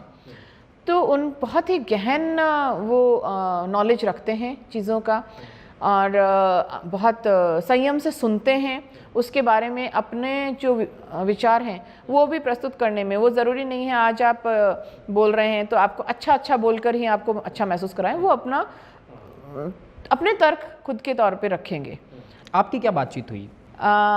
पहले तो इंट्रोडक्शन, क्योंकि अभी कांग्रेस प्रमोट कर रही है कि प्रोफेशनल्स और आए इसमें, तो उस वक्त भी यही कि ठीक है आप कहाँ से हैं, क्या हैं, क्योंकि पहले कोई जानकारी कि हाँ चोमू से हैं, चोमू की अभी हमने बात चलाई। जयपुर में चोमू से हैं, वहाँ पर हम पॉलिटिकली भी एक्टिव हैं। सोशल जैसे, क्योंकि राहुल गांधी जी भी कभी खेत में पहुँच गए, अभी बहुत सारे अलग अलग प्रोफेशंस के लोगों से मिल रहे हैं, तो हम सोशल एक्टिविटीज़ में भी काफ़ी एक्टिव हैं। उन्हें जानकर काफ़ी आश्चर्य महसूस हुआ कि अच्छा मतलब तुम गायनेकोलॉजिस्ट हो और फिर भी आज यात्रा में भी यहाँ मौजूद हो, प्रैक्टिसिंग गायनेकोलॉजिस्ट, और सोशल एक्टिविटीज़ में भी हो और पॉलिटिकली भी अगर इंटरेस्ट रखते हो, तो ये तो पार्टी के लिए अच्छी बात है। अगर आप जैसे प्रोफेशनल्स आगे आते हैं और उस चीज़ को, जैसे हमने बात किया, चीज़ें ऊपर से डाउन द लाइन जाती हैं, तो आप एक अच्छा इसमें आगे कर सकते हो। और इसी दौरान बाकी मीटिंग्स में उनके विचार भी जानने की मौका मिला। तो यही सब बातें थी। प्रियंका गांधी से मिलना हुआ आपका? प्रियंका गांधी जी से एक बार मिलना हुआ था सवाई माधोपुर के दौरान। तब उन्होंने बताया कि बेटी से मिलवाया, यही डॉक्टर पे, क्योंकि हमारे लिए मतलब ये एक चीज़ सबसे पहले आ जाती है कि हाँ मैं प्रैक्टिसिंग गायनेकोलॉजिस्ट हूँ। तब उन्होंने बोला हाँ मेरी बेटी भी वही कर रही है and she will be happy to know कि चलो हमारे पास ऐसे लोग पहले भी थे और अब भी हैं जो नए लोग ऐसा जुड़ रहे हैं। और उन्होंने भी इसी चीज़ में बातचीत की कि हमें शिक्षा के लिए लोगों को मोटिवेट करना चाहिए आगे बढ़ने के लिए, स्पेशली वुमेन एम्पावरमेंट के क्षेत्र में हमें काम करना चाहिए, क्योंकि जब तक कोई भी व्यक्ति और कोई भी महिला खुद के दिमाग से, खुद के विचारों से नहीं सोचेगी, चलती जो आगे परिपाटी है उस पर आंख बंद करके जब तक चलना बंद नहीं करेगी, तब तक हम चीज़ों को नहीं सुधार सकते। कौन दोनों में से बेटर लीडर है? कांग्रेस को किसके नेतृत्व में आगे चलना चाहिए, राहुल गांधी या प्रियंका गांधी? ये तो आप बहुत ही ट्रिकी और एक अजीब सा क्वेश्चन पेश कर रहे हैं, पर मुझे लगता है राहुल गांधी जी और प्रियंका गांधी जी दोनों ही एक बहुत बड़े एसेट हैं, इनवैल्यूएबल एसेट हैं कांग्रेस के लिए, और दोनों की अपनी एक पोजीशन है, दोनों की अपनी स्ट्रेंथ्स हैं, दोनों मिलकर काम कर रहे हैं। इसमें कौन पहले या कौन बाद में, कौन बेटर या कौन कम अच्छा, वो चीज़ हम ला ही नहीं सकते, क्योंकि उनकी अपनी स्ट्रेंथ्स हैं। वो लोगों से अपने लेवल पे अलग तरह का जुड़ाव कर सकते हैं, अपने अलग तरीके से कांग्रेस को बढ़ा सकते हैं। और इसके साथ ही मैं आपने चाहे ये चीज़ नहीं रखी पर मैं रख देती हूँ, लोग बहुत बार कहते हैं कि परिवारवाद, तो ये तो क्या है, चीज़ें सिर्फ बीजेपी के पास एक मुद्दा है बोलने के लिए, परिवारवाद। बाकी जो सक्षम लोग हैं वो अगर परिवार में हैं या परिवार से बाहर से हैं, क्यों ना आगे आए। जैसे सारे डॉक्टर बराला परिवार में है। हाँ बिल्कुल भाई, आपके बच्चा अगर मेहनत कर रहा है तो बिल्कुल आगे आए, और अगर वो मेहनत ही नहीं कर पा रहा तो खुद ही गायब हो जाएगा, वो खुद ब खुद गायब हो जाएगा। राहुल गांधी जी और प्रियंका गांधी जी, गांधी परिवार ने इतने बलिदान दिए हैं। आज वो इस देश के लिए, पार्टी के लिए नहीं, सिर्फ देश के लिए, एक आखिरी व्यक्ति में खड़े हुए व्यक्ति के लिए अगर वो दौड़ रहे हैं तो उनमें टैलेंट है, इसलिए वो आज भी जिंदा हैं। वरना बस चलता तो लोग कब का ख़त्म कर चुके होते हैं। तो वो खुद के बल पे, लोगों के विश्वास पे जिंदा हैं। ये परिवारवाद नहीं है। नेपोटिज्म की, या फिल्म इंडस्ट्री में बात करें, कितना ही परिवारवाद चला लें, अगर टैलेंट नहीं है मूवीज़ फ्लॉप होंगी, गायब हो जाएंगे लोग सीन से। तो ये सारी चीज़ें, और आप देख लें दूसरी पार्टियों में भी कहाँ नहीं है परिवारवाद, जिसका बस चलता है पूरा करता है, जब खुद में दम नहीं होता तो वो सीन से गायब। प्रियंका गांधी वुमेन एम्पावरमेंट की बात करती हैं, लड़की हूँ, लड़ सकती हूँ, ये थोड़ा आपको लगा नहीं कि इलेक्शन के बाद में थोड़ा हवाई मामला हो गया, धरातल पे कुछ हो नहीं पाया, 30% रिजर्वेशन महिलाओं के लिए, तो एक कमिटमेंट जो प्रियंका गांधी का था वुमेन लीडरशिप को लेके, महिलाओं को लेके, हवाई बात थी एक तरह से। देखिए, कोई भी नई चीज़ को हम लाते हैं, हालांकि ये नई चीज़ नहीं है, पर उसको स्ट्रांगली लाते हैं तो जो शुरू का फेज़ होता है वो हमेशा रेजिस्टेंस का होता है। एक बार वो रेजिस्टेंस वाला फेज़ हम पार कर जाएं, अब आप देखिए कि विमेन रिजर्वेशन की जहाँ बात आती है, चाहे नौकरियों में भी आती है, तो एक रेजिस्टेंस पुरुषों से भी आता है कि हम हैं घर के कमाने वाले, हम पे रिस्पॉन्सिबिलिटी ज़्यादा होती हैं, आप महिलाओं के लिए रिजर्वेशन दे दोगे तो हम आदमी कहाँ जाएंगे। ये नौकरियों के लिए भी है, ये पॉलिटिक्स के लिए भी है, तो कहीं ना कहीं एक छुपा हुआ रेजिस्टेंस वो भी है, चाहे वो सामने ना आए, क्योंकि मैंने खुद महसूस किया है, मैंने लोगों से बातचीत करी है, उस चीज़ में आया है। तो इन चीज़ों को पहले तो एक विचार लाना वो सबसे बड़ा इनिशिएशन है, उसको धरातल पे उतारने में दिक्कतें आती हैं बहुत सारी चीज़ें, पर मुझे विश्वास है प्रियंका गांधी जी ने आह्वान किया और हम जैसे बहुत से लीडर्स हैं, चाहे मेल्स हों चाहे फीमेल्स हों, हम उस दिशा में लगे हुए हैं कि उस चीज़ को लाया जाए। और सबसे पहले इसकी शुरुआत पार्टी से तो होगी ही होगी। सेंटर में जब ये 33% रिजर्वेशन सिर्फ वो एक पॉलिटिकल हथियार उसके नहीं मान के, जब सच में वो लागू हो जाएगा, क्योंकि पंचायती राज में ये कांग्रेस पार्टी द्वारा लागू किया गया, वो एक बहुत बड़ा स्टेप था, तो ये जिस दिन लागू हो जाएगा, कांग्रेस पार्टी में बहुत सी सारी महिलाएं हैं आगे। और मैं खुद एक एग्जाम्पल हूँ कि कांग्रेस पार्टी ने मुझे मौका दिया, जबकि मेरी बहुत बड़ी कोई राजनीतिक पैठ नहीं थी, मेरे कोई कनेक्शंस नहीं थे, मैं तो धरातल पे काम करने वाली एक नॉर्मल सी कोई भी एक पर्सन थी। तो मुझे अगर पार्टी मौका दे सकती है जिसके कोई बहुत बड़े पॉलिटिकल कनेक्शंस नहीं हो,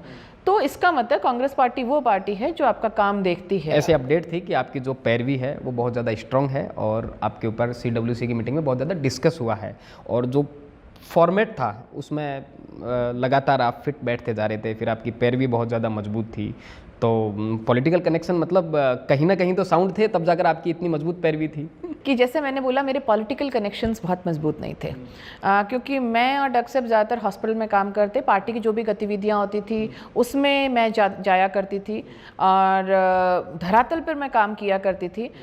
यही चीज़ें हैं जिन्होंने पैरवी को स्ट्रॉन्ग किया, क्योंकि सर्वेज पार्टी ने काफ़ी कराए, उनके पास रिपोर्ट पहुंची, और ये सीट थी जहां पर हम कुछ काफ़ी साल से कुछ कर नहीं पा रहे थे, तो कांग्रेस ने मुझ पे दाव खेला उन सर्वेज के आधार पे, मेरे काम के आधार पे और सब लोगों के विश्वास के आधार पे।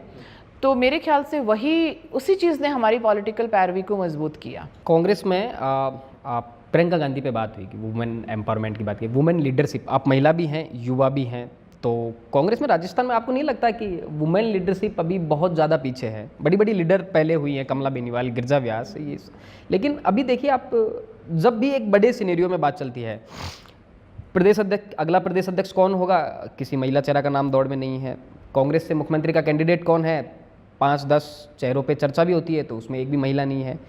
तो ये चीज़ बदलने की कितनी ज़रूरत है, और आपको क्या लगता है कि इस तरह की पार्टी में जहां अभी वुमेन लीडरशिप बहुत ज़्यादा पीछे है, वहां डॉक्टर शिखा मील बराला का कैसा फ्यूचर होगा? फ्यूचर की तो देखिए मैं आपको बताऊं कि मैं बहुत बड़ी महत्वाकांक्षाएं नहीं रखती हूं कुछ पॉलिटिकल। मुझे जो अभी मिल रहा है और मुझे मेरे लोगों तक सेवा करने का मौका मिल रहा है, वो मेरे लिए इनफ है। भले ही मैं एक MLA के तौर पे करूं और आगे मुझे मौका मिलता है तो मैं सिर्फ MLA रहूं, या मुझे और कोई बड़ी जिम्मेदारी मिलती है, तो मैं उस लाइन में अपने आप वुमेन लीडरशिप की बात, मैं अपने आप को उस लाइन में नहीं मानती हूँ। मैं पार्टी की एक विधायक होना ही अपने आप के लिए ये मानती हूँ कि मुझे एक अच्छा अवसर मिला हुआ है। पर आप ओवरऑल अगर बात करते हैं वुमेन लीडरशिप की, तो डेफिनेटली हमारे पास बहुत अच्छी वुमेन लीडर्स हैं, जिन्होंने जो पिछले कार्यकाल में भी बहुत सारे लोग मंत्री भी रहे थे, अभी भी विधायक हैं, नहीं भी हैं। तो पार्टी को डेफिनेटली प्रमोट करना चाहिए, कुछ नाम आने चाहिए, और हम लोगों को भी एज वुमेन। मैं तो कहता हूँ डॉक्टर शिखा मील को प्रमोट करना चाहिए। भाई पढ़ी लिखी हैं, युवा हैं, मुद्दों पे बात करती हैं, क्या हर्ज है? मैंने मेरी मेडिकल एजुकेशन के उस दौरान हम लोगों को में बहुत ज़्यादा होता था कि हमें सीनियरिटी और जूनियरिटी का बहुत आदर और उस चीज़ का सम्मान किया जाता है। तो मैं मानती हूँ कि मैं एक फ़िलहाल और लोगों से जूनियर नेता हूँ और शीर्ष नेतृत्व का अगर लगता है कि हम इसके लायक हैं तो बिल्कुल अगर कोई पद मिलता है तो उसके लिए मैं पर्सनली आपको बिल्कुल फ्रैंकली बता रही हूँ, मैं कोई भी पद के लिए कि मुझे इसमें पीसीसी में मिल जाए, मतलब पूरे प्रदेश लेवल पे मिल जाए या और कोई लेवल पे मिल जाए, पर्सनली मेरी अभी तक मैंने उस लाइन पे सोचा भी नहीं है, ऐसे कोई एम्बिशंस भी नहीं है। मैं जहाँ हूँ मैं खुश हूँ, कम से कम वो मैं मेरा काम करते रहूं, बाकी पार्टी पर है। आप मेरे सभी सीनियर लीडर्स हैं, मैं उनका रिस्पेक्ट करती हूं। आप धीरे धीरे पॉलिटिकल लैंग्वेज सीखती जा रही है। शीर्ष नेतृत्व को लगता है, उनको लगता है, मैं कह रहा हूँ कांग्रेस में युवाओं को लगातार लग रहा है कि भैया कुछ करिए हमारा, बस शीर्ष नेतृत्व को नहीं लग रहा है, ये बड़ी तकलीफ है। अभी उसी के लिए जैसे आप देखें, अभी अहमदाबाद में हमारा जो ये रहा है पूरा अधिवेशन, उसमें बहुत लोग मिले हैं, मंथन हुआ है, चर्चा हुई है, सारी चीज़ें हुई हैं। तो लगातार हर प्लेटफॉर्म पे, और उससे मंथन अगर होगा तो मंथन से कुछ ना कुछ चीज़ें निकल के आएंगी। शुरुआत में 100 पॉइंट आएंगे, 100 का भी मंथन करेंगे तो 50 आएंगे, उसमें से जो प्रायोरिटी पे हैं उनको लागू किया जाएगा, उस दिशा में काम किया जाएगा। और युवाओं को मौका मिल रहा है, मैं उसका उदाहरण हूँ। महिलाओं को मौका मिल रहा है पार्टी की तरफ से, मैं उसका उदाहरण हूँ। इसलिए मैं तो मानती हूँ कि पार्टी हमारे लिए बहुत कुछ कर रही है, हमें सुना भी जा रहा है। आज आप अगर देखें सदन की कार्रवाई देखें पिछले 3 सेशंस की, आप उनमें देखें युवाओं को पार्टी की तरफ से बोलने का बहुत मौका मिला है। मेरे को मेडिकल जो उस पे था, मेडिकल एंड हेल्थ पे मेरे को ओपनिंग का मौका दिया गया था, जबकि कोई भी नए पहली बार फर्स्ट टाइम एमएलए को ये मौका कोई पार्टियां नहीं देती हैं, पर इस बार हमारी पार्टी ने बहुत सारे युवा नेताओं को, फर्स्ट टाइम एमएलएस को ये मौका दिया। तो मैं मानती हूँ कांग्रेस इस उसमें कर रही है। कभी चीज़ें परफेक्ट नहीं होती हैं, इसलिए उस पर लगातार काम किया जा रहा है। और हमारे लीडर्स की बात करें, जो भी अभी बड़े लीडर्स हैं, हमारे पूर्व सीएम अशोक गहलोत जी हैं, पायलट साहब हैं, डोटासरा साहब हैं, जूली जी हैं, सीपी जोशी जी हैं, सभी लोग हैं, सभी लोगों से हमें कुछ ना कुछ सीखने को मिलता है। इसलिए पार्टी बहुत अच्छे तरीके से काम कर रही है। लोगों में अब स्वीकार्यता फिर से बढ़ रही है, लोग फिर से कांग्रेस की राज की तरफ देखते हैं मुंह मोड़ के। वही गहलोत जी वाला थैला अभी भी हाथ में देखते हैं, तो उनके बहुत सारे लोग हैं जिनके आंसू दिखते नहीं, पर उनके मन में हैं कि भाई वो राज सही था, कम से कम गरीबों की सुनी जा रही। आप किसे मानती हैं अगले चुनाव में अगर कांग्रेस मेजोरिटी में आती है तो मुख्यमंत्री का चेहरा कौन होगा कांग्रेस की तरफ से? तो टिपिकल सवाल।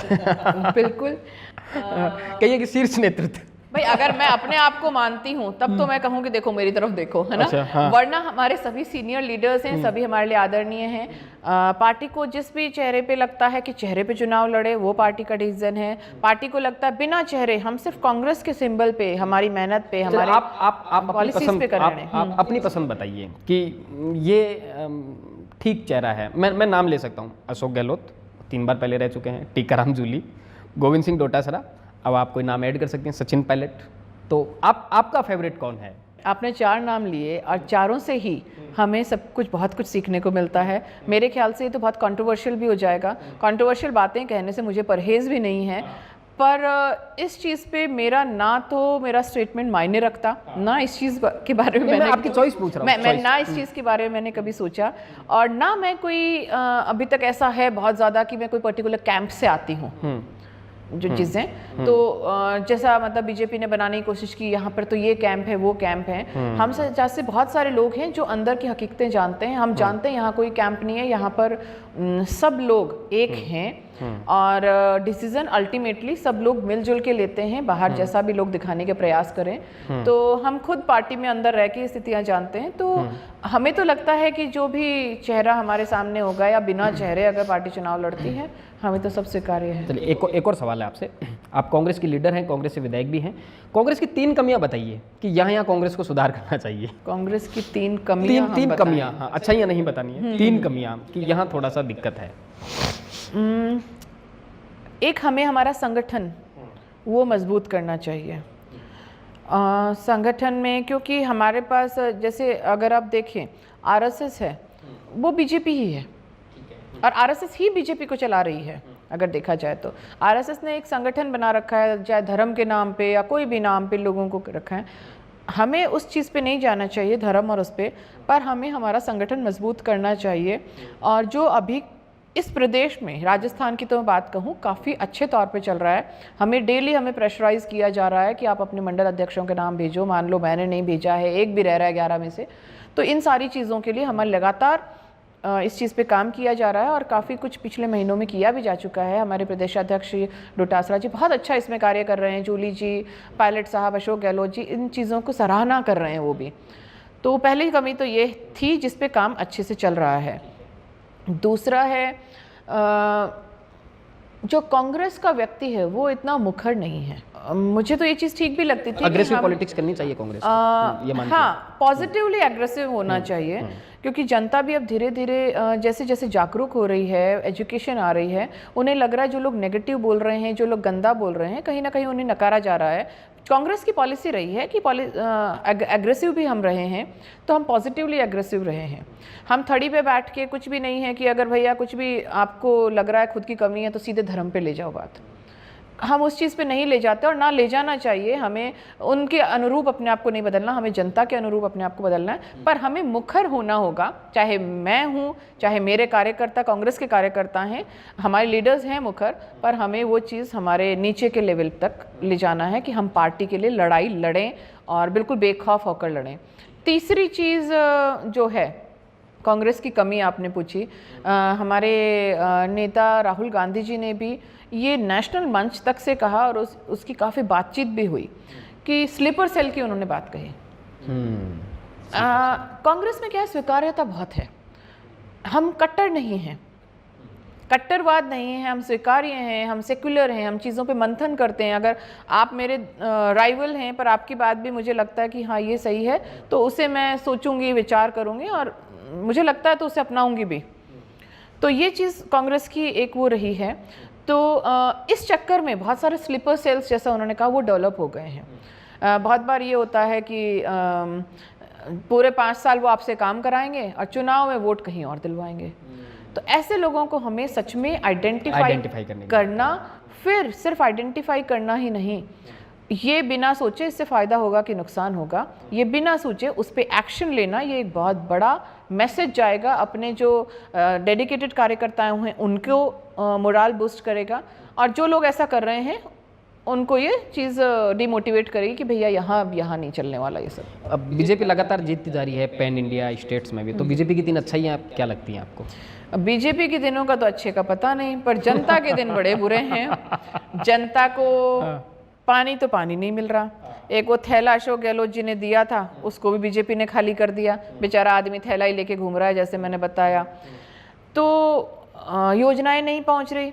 एजुकेशन की मैंने बात उठाई थी कि जो आरटीई के तहत सच में स्कूलों से कितना फ़ायदा उसके जो पात्र हैं वहाँ तक पहुँच रहा है क्या? मेडिकल में लोगों तक सच में वो योजनाएं पहुंच पा रही हैं क्या? कहीं तो अस्पताल नहीं पहुंचा रहे हैं, वो उनके खुद के स्वार्थ रहते हैं, कहीं ऊपर से पेमेंट्स नहीं हो रहे हैं। तो हर चीज़ जो बेसिक चीज़ें हैं वही जनता को नहीं मिल रही। कितने नंबर देंगे आप राजस्थान के जो मुख्यमंत्री भजन लाल शर्मा हैं, कितने नंबर देंगे आप 10 में से? हम बार बार सदन में यही बात करते हैं कि भजन लाल जी तो बहुत ही सीधे व्यक्ति हैं। सीधे हैं, बहुत ही सीधे व्यक्ति हैं। अभी आज गवर्न कौन कर रहा है? गवर्न कर रहा है सारी ब्यूरोक्रेसी। पॉलिसीज़ कौन बनाती है? पॉलिसीज़ ब्यूरोक्रेसी बनाकर लाती है और नेता पहले उनको आइडिया देता है कि हमें इस दिशा में काम करना, पॉलिसीज़ बना के लाओ, फिर वहाँ का नेता उस पर बात करता है आपकी ये कमियाँ हैं। पर मेरे ख्याल से जो विधायिका और कार्यपालिका का है उसका संतुलन पूरी तरह बिगड़ चुका है। अगर चैम्बर्स में बैठे हुए अपने ब्यूरोक्रेट्स ही सरकार को चलाएंगे तो सरकार कभी भी अपनी पॉलिसीज़ को जनता के लिए नहीं बना पाएगी, जनता तक नहीं पहुंचा पाएगी। जो भी पॉलिसीज़ बन रही हैं ये कुछ पर्टिकुलर स्वार्थ हैं उनको पूरा करने के लिए बन रही हैं, जनता इसमें कहीं भी नहीं दिख रही है। आप डॉक्टर भी हैं और हेल्थ के इशू को लगातार उठाती रहती हैं। आपका एक वीडियो भी मैं सुन रहा था विधानसभा में, आपने प्राइवेट हॉस्पिटल को लेकर एक बहुत बड़ा मुद्दा उठाया था कि जो निजी अस्पताल हैं उनके साथ में ज़्यादती हो रही है, उनका शोषण हो रहा है। तो हेल्थ मिनिस्टर ने कहा कि आप ये बात इसलिए तो नहीं करें कि आपका खुद का हॉस्पिटल है क्या मामला था वो? हाँ, ये मामला ऐसा था कि बहुत सारे लोगों को लगता है मैं डॉक्टर हूँ और मैं प्राइवेट हॉस्पिटल से संबंधित रही हूँ, तो मैं कहीं ना कहीं उस चीज़ में मेरे डायरेक्शन में ले जाऊँगी, पर ऐसा बिल्कुल भी नहीं है। मैं लगातार कहती आई हूँ, हमारे चोमू की फ़िलहाल जो गवर्नमेंट हॉस्पिटल्स हैं उनकी हालत बड़ी दयनीय है। वहाँ पे आपको, क्योंकि हेल्थ ऐसा नहीं है कि मतलब आप गवर्नमेंट हॉस्पिटल्स की दशा सुधार देंगे तो प्राइवेट हॉस्पिटल्स को नुकसान होगा, ऐसा कभी नहीं है। क्योंकि इतनी जनसंख्या है, इतनी बीमारियां हैं, लोग बड़े परेशान हैं, उन्हें जहाँ पे सुविधा मिले वही अच्छा है। तो हमें जो गवर्नमेंट हॉस्पिटल्स की दशा है वो सुधारनी चाहिए। वहाँ डॉक्टर्स नहीं है, वहाँ नर्सेज नहीं है, वहाँ पे इक्विपमेंट्स नहीं है, एक्सरे मशीनें ख़राब पड़ी हैं, सोनोग्राफी मशीन्स नहीं है, बहुत सारी बेसिक चीज़ें वहाँ पर नहीं हैं। साथ ही प्राइवेट हॉस्पिटल्स की बात करें तो प्राइवेट हॉस्पिटल आपके लिए एक जरिया है कि वो सरकार की पॉलिसीज़ को, सरकार जो फ़ायदा देना चाह रही है उसको मरीज तक पहुंचा सके। वो तो एक जरिया है सिर्फ। उस जरिए को अगर आप किसी ने मान लो 2 करोड़ का काम कर दिया किसी हॉस्पिटल ने, और उस हॉस्पिटल का 2 करोड़ का बिल बकाया है, तो वो आगे का कार्य, बार बार आप न्यूज़ देख रहे हैं, वो आगे का काम मेडिकल स्टोर है RGHS से जुड़ा हुआ, वो आगे का काम कैसे करेगा? क्योंकि उसे कहीं ना कहीं लगेगा मेरा ये पेमेंट अटक गया, आगे वाला भी अटकेगा। तो उन्हें रेगुलर, आप अगर पेमेंट्स हैं आपको लगता है ऑब्जेक्शनेबल है, उन्हें रोक लें। किसी पे कार्रवाई करनी है, किसी पे जांच बिठानी है, जांच बिठाएं। पर जो चीज़ हो चुकी है, इलाज जा चुका है, मरीज संतुष्ट है, काम हो गया है, उसके पेमेंट्स आप वहां तक पहुंचाएं ताकि मरीजों को बिना रुके वो सुविधा मिलती रहे। यही एक मामला उठाया गया।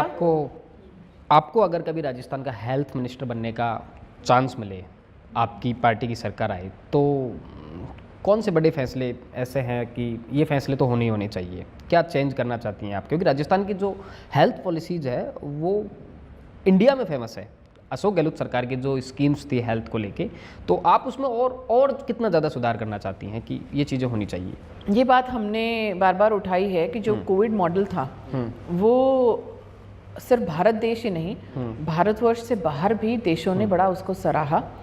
और ये हमारे लीडर्स का विजन रहता है कि हम बेसिक चीज़ों पे जो जनता की मूलभूत आवश्यकताएं हैं उसको हम पूरी करें। अगर मुझे कोई भी डिसीजन, हेल्थ मिनिस्टर नहीं, कोई भी अगर मुझसे सुझाव भी लिए जाएं या फिर ऐसा, तो मैं बिल्कुल जो जड़ है और जो बेसिक लेवल है वहाँ से शुरुआत करना चाहूँगी। हम फोकस करते हैं सिर्फ टर्शरी लेवल पे, SMS अस्पताल, हम वहाँ क्यों, और 5 और अस्पताल हैं वहाँ पर, उनको क्यों डेवलप नहीं करते हैं सरकारी अगर हैं? जैसे बार बार मैंने RUHS का मुद्दा भी उठाया। तो और जो सब सेंटर्स हैं बिल्कुल गांव के लेवल पे हैं, हमें उन्हें थोड़ा सा स्ट्रेंथन करना पड़ेगा, क्योंकि सबसे पहले वही सेवा पहुंचा रहे हैं। और साथ ही जो प्रिवेंटिव सर्विसेज हैं उस पे फोकस करना पड़ेगा। बीमारी हो गई है उसके बाद व्यक्ति हॉस्पिटल तक पहुंच रहा है, पर बीमारी हो क्यों रही है उसके कारण पे हम बात करें, तो बीमारी होने से बचे, प्रिवेंटिव चीज़ों पे हम ध्यान दें। मेरा फोकस उन चीज़ों पे रहेगा। तो अभी भी प्रैक्टिस करती हैं आप MLA बनने के बाद में? अभी मुझे लगता है कि प्रैक्टिस, मेडिकल प्रैक्टिस है वो ऐसी चीज़ नहीं है कि मैं 1 घंटे वहाँ पर बैठूं और फिर बाद में उन्हें छोड़कर बाकी कामों में लग जाऊं। ये एक 24/7 जॉब होता है, तो मैं मरीज़ों को मेरे भरोसे रखकर वैसा नहीं, इसलिए मैं अभी फ़िलहाल मेडिकल प्रैक्टिस नहीं कर रही हूँ। डेफिनेटली फ़ोन आते रहते हैं, वो सुझाव मांगते हैं, रिपोर्ट दिखानी है, व्हाट्सएप करते हैं, या फिर ये ऑफिस पे आ गए लोग रिपोर्ट पे अपने मेरी राय जानने, तो बिल्कुल। अपने पेशेंट्स को मिस नहीं करती आप अपने प्रोफेशन को जो है? बहुत ज़्यादा मैं मिस करती हूँ और वो भी मुझे मिस करते हैं। बहुत लोग ये भी कह देते हैं हमने यहाँ पे एक विधायक तो बहुत अच्छा बना दिया, पर एक अच्छा डॉक्टर हमने डॉक्टर खो दिया। हालांकि लोग ऑफिस पे मेरे पास आते हैं, फ़ोन कॉल से जुड़े रहते हैं कि हमें इस पे आपकी राय चाहिए, या फिर आप, तो ठीक है वो आकर मिलते हैं, देखते हैं, करती भी हूँ बीच बीच में ऑपरेशंस, पर रेगुलर बेसिस पे नहीं। तो पॉलिटिक्स को ही पूरा अभी बिल्कुल, पॉलिटिक्स के थ्रू ही मैं मेडिकल फील्ड में भी अपना कंट्रीब्यूशन। तो क्या शेड्यूल रहता है अभी पूरे दिन भर आपका? पूरे दिन हमारा बस जनता के बीच कुछ घंटे हैं जो हमने मतलब सप्ताह में 7 दिन में से अगर ज़्यादा भी नहीं तो 4 से 5 दिन तो रेगुलरली ऑफिस पे रहकर लोगों से मिलना जुलना, क्योंकि 7 दिन कई बार पॉसिबल नहीं होता है, सुबह सुबह जल्दी कुछ प्रोग्राम्स में निकलना होता है, तो वहाँ पर उनसे बातचीत करना, उनकी समस्याएं सुनना, सुझाव लेना, सभी तरह की चीज़ें। और बाकी समय सारा फील्ड में कार्यकर्ताओं से मिलना, लोगों जिनको पर्सनली मिलना है उनसे मिलना, जो सामाजिक कार्यक्रम है बहुत सारे वो कार्यक्रम अटेंड करना, गांव में जाकर लोगों से बैठना, यहाँ की समस्याएं, हालांकि समस्याएं हमसे अछूती नहीं हैं, पर सिर्फ जनता के बीच में समय कटता है। कोई ऐसी चीज़, कोई ऐसी बात जो आप एमएलए बनने के बाद में लगता है कि अब ये चीज़ पीछे छूट गई है? क्योंकि एमएलए बनने के बाद में अपने चैलेंज आते हैं, लाइफ में प्राइवेसी का एक बड़ा इशू हो जाता है क्योंकि लाइफ खुल जाती है, 24 घंटे आपको उसी कैरेक्टर में रहना पड़ता है। तो अब ऐसा लगता है कि एमएलए तो बन गए लेकिन वो जो चीज़ है लाइफ में वो कहीं पीछे छूट गई, क्योंकि जीवन को देखने के अलग अलग रंग होते हैं। आदमी फिल्में देखता है, लिटरेचर पढ़ता है, घूमना फिरना, तो ये बहुत बड़ा इफेक्ट है पॉलिटिशियंस के साथ में, मुझे जो लगता है बेसिकली। तो क्या मिस करती हैं आप? बहुत बार लोग पूछते हैं कि अब तो आपको टाइम ही नहीं मिलता होगा घर के लिए, बच्चों के लिए, पर मुझे ऐसा लगता है कि ये मेरे लिए चीज़ नई नहीं है, क्योंकि पहले मेडिकल प्रोफेशन में होने के साथ अभी कम से कम रात को सोने को मिल जाता है। रात को बहुत सारी रातें निकलती हैं जब रात को कोई कॉल नहीं आता है। पहले रेगुलरली हर रात 5 से 7 कॉल मिनिमम थे जो मैं अटेंड करती थी, और उठ के भी जाना पड़ता था, बहुत बार ऐसा था। तो बिज़ी पहले भी उतने ही थे, अब भी हैं, बस थोड़ा सा जो नेचर ऑफ वर्क है वो बदल गया है। आप जो बात कर रहे हैं कि मतलब जो पब्लिक एक्सपोजर है उसमें हमारी थोड़ा तो वो समस्याएं उन लोगों के लिए आ सकती हैं जिनका रूप पब्लिक में अलग है और पर्सनल लाइफ में अलग है।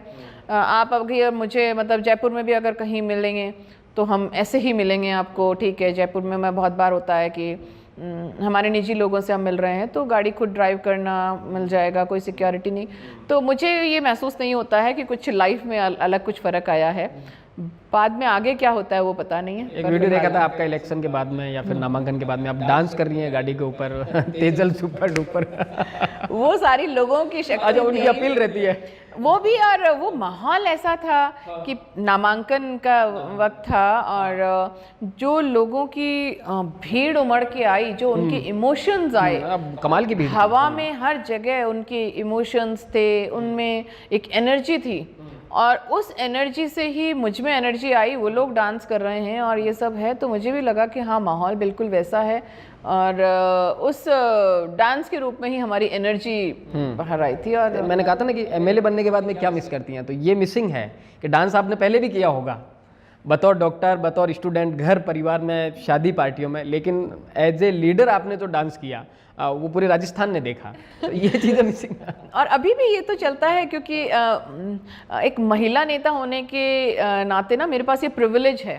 कि मैं जब भी कोई जलवा का फंक्शन है, कोई और शादी ब्याह के फंक्शन है, वहाँ पर हमारे महिलाओं का नाच गाना हो रहा है, तो बिल्कुल उनमें उन्हीं की तरह रहना, उनके साथ में नाचना गाना, गीत गाना मेरे को वो नहीं आता है पर उनके साथ में बोलना, तो ये सारी चीज़ें ऐसा नहीं है कि कुछ अभी अलग महसूस हो रहा है, पहले जैसा चलता था वैसा ही है। तो हम ये चाहते हैं कि आपके जीवन में जो नाचना गाना है, हंसी खुशी है, ये लगातार बनी रहे।